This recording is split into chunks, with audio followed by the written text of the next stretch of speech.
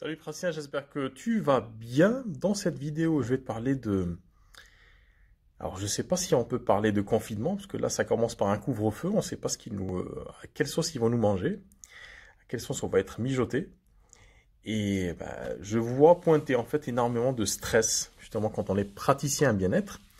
Euh, on est indépendant, par définition. Et c'est compliqué. C'est une période très compliquée.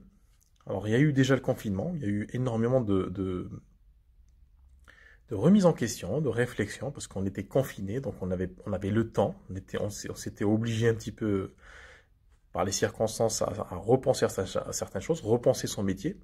Beaucoup se sentent repositionnés. Ils ont peut-être repositionné aussi leur façon de travailler. Ils ont changé leur façon de travailler. Certains ont commencé déjà à faire des consultations à distance. Mais pour beaucoup, c'est pas encore le cas parce que peut-être qu'ils savent pas techniquement comment ça se passe.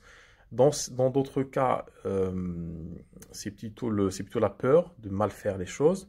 Dans d'autres cas aussi, troisième cas, la pratique ne s'y prête pas quand on est dans les thérapies dites manuelles, comme le massage thérapeutique par exemple. Donc, cette période un peu compliquée, un peu complexe, nous pousse finalement à réfléchir autrement sur notre façon de travailler. Alors moi, à titre professionnel, je travaille à distance depuis quelques années, donc c'est quelque chose qui est complètement faisable. C'est-à-dire que on peut éventuellement travailler à distance et opérer, aider en fait ces consultants à opérer une réelle transformation. C'est-à-dire que ce n'est pas parce que je change de main, j'ai une petite crampe. C'est pas parce que finalement on change c'est pas parce qu'on est sous une contrainte que forcément c'est une occasion de baisser les bras je trouve que parfois on avance, alors ça dépend des situations aussi, il ne faut pas que la contrainte soit terrible, soit accablante, mais très souvent c'est dans les moments de contrainte qu'on se bouge un peu. Et alors c'est peut-être facile à dire, hein, comme ça, de cette manière-là, euh, mais sur le principe, bien sûr qu'il faut se bouger. Deuxièmement, très important, c'est d'être entouré. C'est-à-dire que c'est comme dire à un enfant à l'école, lui crier dessus ou de le sermonner, concentre-toi. Alors que finalement, personne ne lui a appris à se concentrer. Donc, je vais pas vous faire le coup, hein, c'est pas ça, mais c'est déjà une façon de s'interroger sur son travail, sur sa façon de le faire évoluer.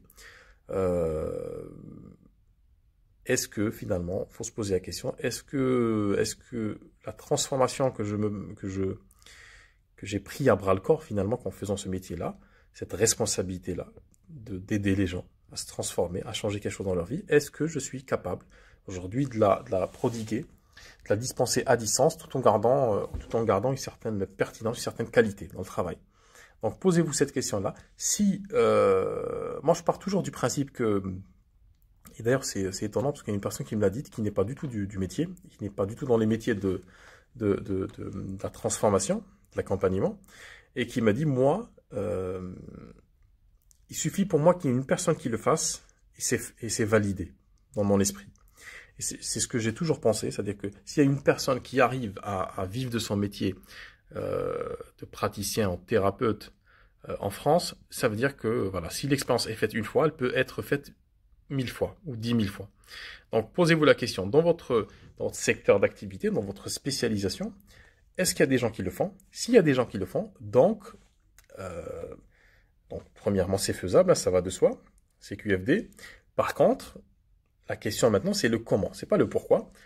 Euh, le pourquoi on ne pourra pas trop le gérer parce qu'on n'est pas en manette, hein, politiquement on ne sait pas comment ça va évoluer, mais il serait intéressant de se dire, de se poser les questions du comment finalement. Et le cerveau est beaucoup plus adapté à ces questions du comment qu'à ces questions du pourquoi. Parce que quand on dit pourquoi, parfois on arrive enfin, on rentre dans des boucles intellectuelles, parfois on n'a pas de réponse finalement. Notre cerveau, on ne le met pas en disposition. Par contre, quand on dit comment, on est câblé pour trouver des solutions. Notre cerveau est fait pour ça. Donc quand on se pose la question du comment, c'est là où on commence à entrevoir des pistes, des solutions, des chemins à pratiquer, à expérimenter. Donc si dans ta pratique, il y a déjà des gens qui le font, donc tu es par principe tout à fait capable de le faire. Donc c'est des situations de crise qui nous poussent finalement Situation de crise, ça peut être très compliqué, hein. J'ai eu des appels et des messages de personnes, de thérapeutes qui sont vraiment acculés, parce qu'il n'y a pas du tout d'activité, une baisse d'activité, parce que les gens ont peur, hein. Les gens, en temps de crise, généralement, les gens ne dépensent pas, ils ont peur. Enfin, les gens, ceux qui regardent la télé, souvent, BFM et consorts, donc je vais être gentil. Mais quelle que soit la peur et puis l'atmosphère un peu anxiogène qui règne aujourd'hui,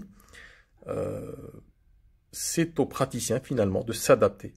C'est aux praticiens d'aller sur le front, d'être sur le front et puis de montrer qu'il est possible de changer, de se transformer, quelles que soient les situations. C'est d'ailleurs la condition humaine, hein, qui est la nôtre. Même dans des situations les plus catastrophiques, l'être humain peut arriver justement à dépasser des choses très graves. C'est une forme de résilience finalement. L'être humain est résilient, donc il faut être en tant que praticien beaucoup plus dans l'avant-garde de cette résilience, parce qu'on est dans une posture très différente de celle des gens. On a cette capacité d'aider les gens en temps normal, et puis en temps de crise, il faut passer à la vitesse supérieure. Voilà ce que je voulais te dire aujourd'hui. C'est une réflexion que je me suis faite sur cette... après les discussions et les remontées d'informations que j'ai de certains praticiens et praticiennes. Donc pour moi, c'est une occasion, c'est toujours une occasion renouvelée, de renouveler le pacte, de renouveler l'engagement vis-à-vis de soi-même et vis-à-vis des personnes qui ne sont pas encore. Alors je sais que ça fait un peu Matrix, mais voilà, j'ai eu une réflexion très personnelle sur le sujet.